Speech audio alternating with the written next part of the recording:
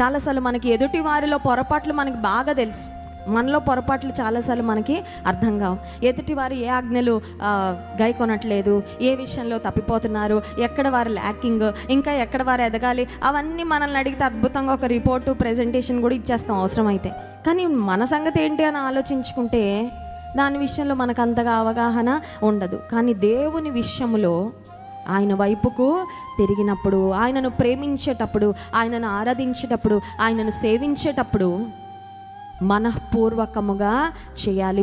దేవుని వద్ద నుండి అంగీకారము తప్ప తిరస్కారము నాకు రాదు అనే ధైర్యంతో ఆయన కృపాసనం యొద్దకు మనం చేరగలం. స్తోత్రం చెప్దాం. హల్లెలూయా.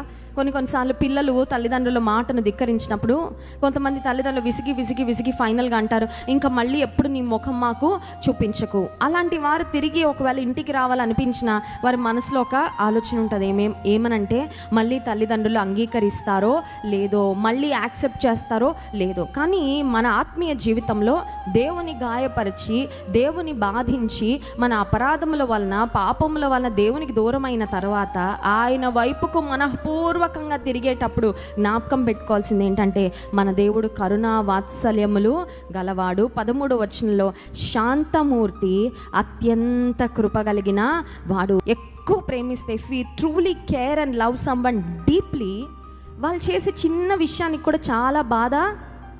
ఇప్పుడు దేవుని విషయంలో కూడా అంతే కదా. దేవుడు లోకమును ఎంతో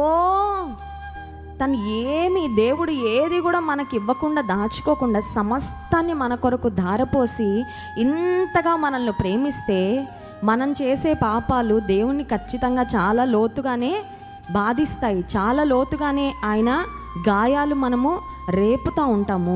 కనుక దేవుని వద్దకు మనఃపూర్వకంగా తిరిగి వచ్చినప్పుడు మనం చేయాల్సిన పని ఏంటంటే మీ హృదయాలు చింపుకొని ఆయన తట్టు తిరగండి. దైవజనుడు ఇక్కడ ఒక అద్భుతమైన మాదిరికరమైన ప్రార్థన చేశాడండి. దేవుని వాక్యంలో చాలా ప్రార్థనలు మనం చూస్తాం, చాలా అద్భుతమైన ప్రార్థనలు. అవి ఎగ్జాక్ట్గా మనం అవే వర్డ్స్ రిపీట్ చేయాలని కాదు, కానీ those prayers are definitely model prayers and exemplary prayers for us. అవి ఖచ్చితంగా మనం కూడా చేయడానికి, అనుసరించడానికి మాదిరికరమైన ప్రార్థనలే.